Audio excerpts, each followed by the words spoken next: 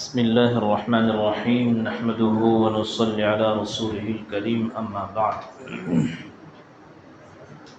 فأعوذ بالله من الشيطان الرجيم بسم الله الرحمن الرحيم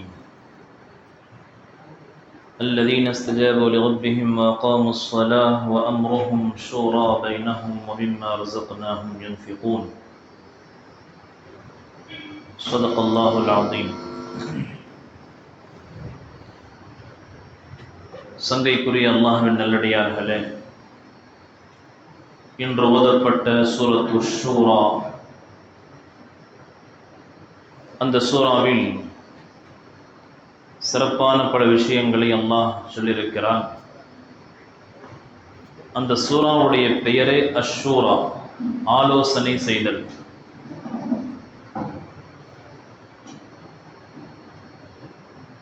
அல்லாஹ் சொல்கிறான்,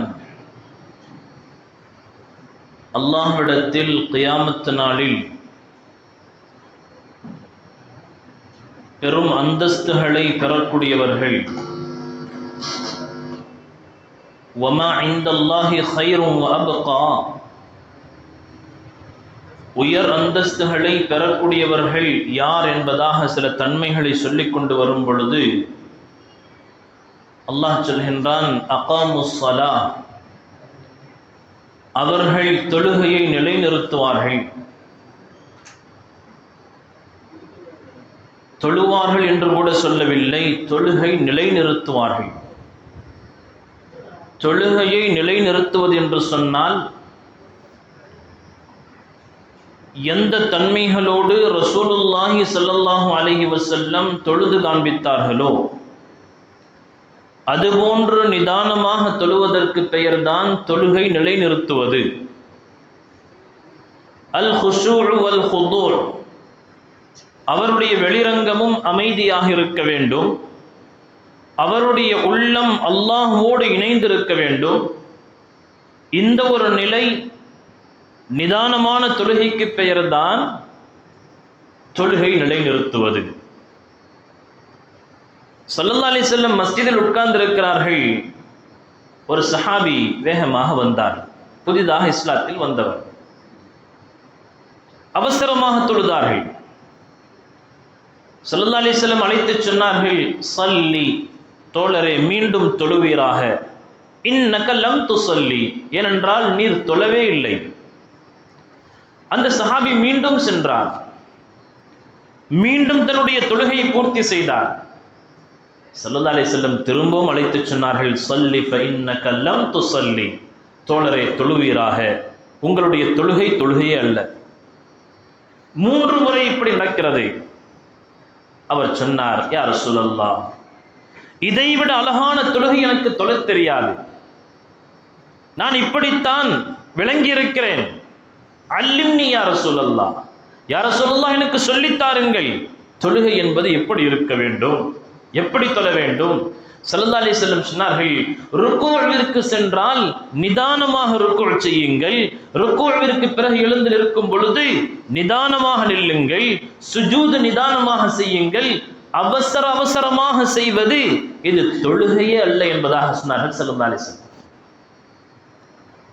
சோம்பேறித்தனமாக தொழுபவர்கள், அவசரமாக தொழுபவர்கள், அவர்களை குறித்து அல்லாஹ் சொல்கிறான், ஃபவைலுல் லில் முஸல்லீன், அப்படிப்பட்ட தொழுகையாளிகளுக்கு நாசம் உண்டாகட்டுமாக.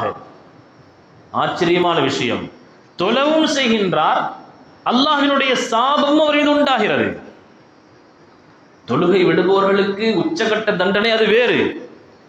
தொழுகைக்காக வந்தும் கூட, தியாகம் செய்து நேரத்தை எடுத்து வந்தும் கூட அல்லாஹ்வுடைய சாபத்திற்குள்ளாகின்றார் என்று சொன்னால் காரணம் அவருடைய அலட்சியமான தொழுகை, அவருடைய கவனக்குறைவான தொழுகை, அவருடைய அவசரமான தொழுகை அல்லாஹ்வுடைய சாபத்தை பெற்றுத் தருகிறது.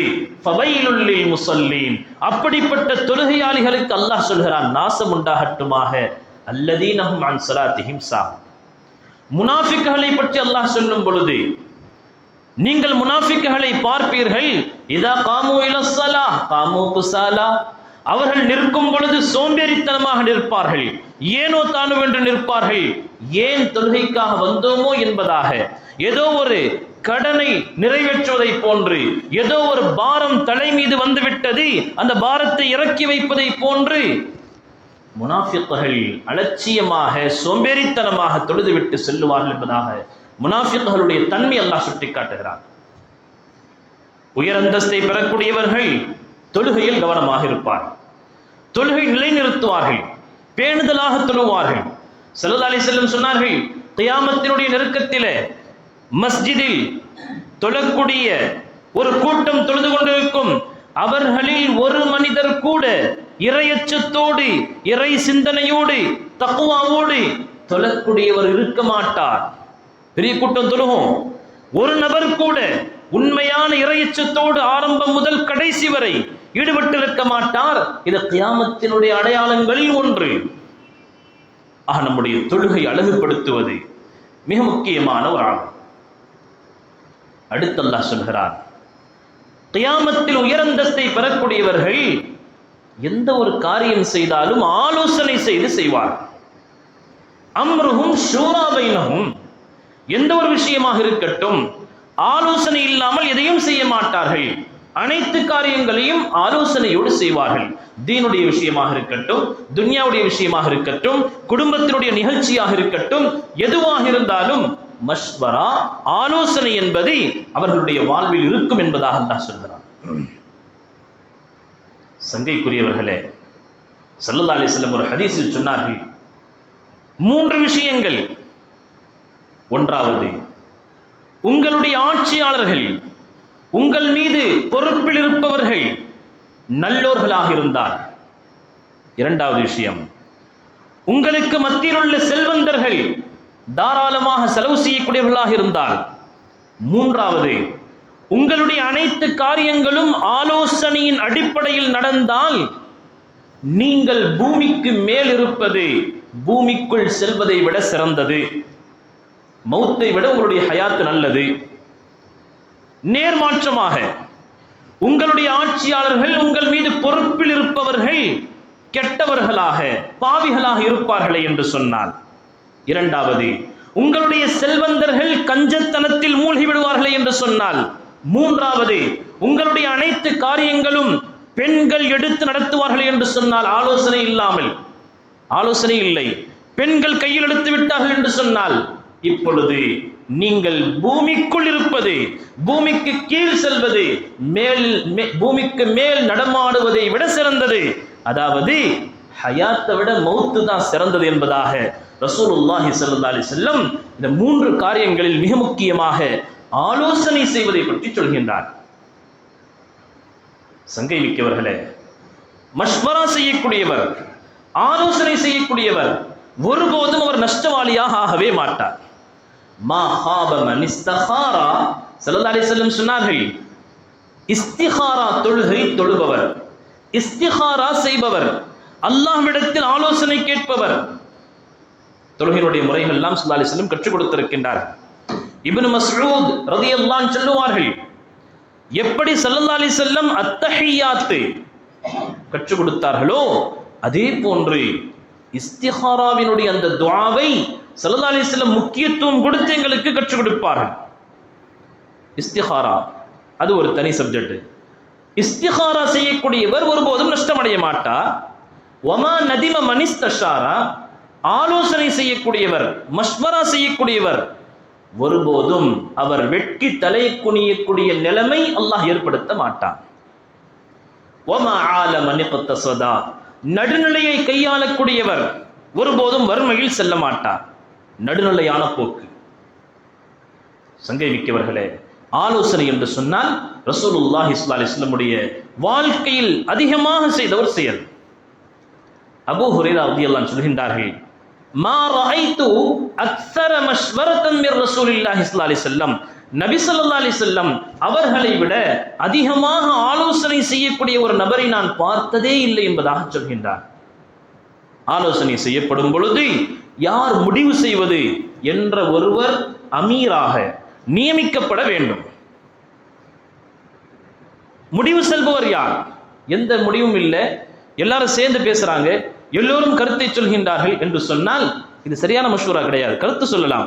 முடிவு செய்யக்கூடியவர் யாராவது ஒரு இருக்க வேண்டும். அப்பொழுதுதான் அது நேர்மையான ஒரு தர்த்தீபான மஷ்வராவாக இருக்க முடியும். ஒரு அமீர் இருக்கணும், முடிவு செய்யக்கூடியவர் இருக்கணும். குடும்பத்தில் மஷ்வரா செய்யப்பட்டால் குடும்பத்தினுடைய தலைவர் ஒரு முடிவு செய்வார். முடிவு செய்யறது யாருங்கிறது முடிவாக இருக்கணும். அப்படிப்பட்ட ஆலோசனை நடக்கும் பொழுது அல்லாஹ் அந்த மஷ்வராவின் மூலமாக கைரை இறக்குகிறான், நலவை இறக்குகிறான். எந்த சூழ்நிலையிலும் அல்லாஹ் சொல்றான் நபிக்கு, நபியை நீங்கள் மஷ்வராவை விட்டு விடாதீர்கள், ஆலோசனை விட்டு விடாதீர்கள். பிரபலியமான சம்பவம், உஹதுடைய நேரம். ரசூலுல்லாஹி ஸல்லல்லாஹு அலைஹி வஸல்லம் உஹது போருக்காக ஒரு பெரிய படை திரட்டி கொண்டு குஃபார்கள் வருகிறார்கள். செய்தி கிடைக்கிறது, என்ன செய்யலாம் ஆலோசனை செய்யறாங்க, மஷ்வரா செய்யறாங்க. மஷ்வரா செய்யும் பொழுது பெரும் ஸல்லல்லாஹு அலைஹி வஸல்லமுடைய எண்ணம் மதீனாவில் இருந்து கொண்டு அவர்களிடமிருந்து நாம் பாதுகாத்துக் கொள்ளலாம், அவர்களை தாக்கலாம், எதுவாக இருந்தாலும் மதீனாவிற்குள் இருந்து கொண்டு செய்யலாம் என்பதாக ஸல்லல்லாஹு அலைஹி வஸல்லம் அவருடைய கருத்தாக இருக்கிறது. மற்ற பெரும் சஹாபாக்களுடைய கருத்தும் அதுவாகத்தான் இருக்கிறது. சென்ற தடவை பத்ருக்கு போனோம், இந்த தடவை உஹது இங்கிருந்து கொண்டு தற்காத்துக் கொண்டு நாம் தாக்குதல் நடத்தலாம், அவர்கள் தாக்குதல் நடத்தினால் என்பதாக இந்த கருத்து அதிகமான சஹாபாக்களுடைய கருத்தாக இருந்தது.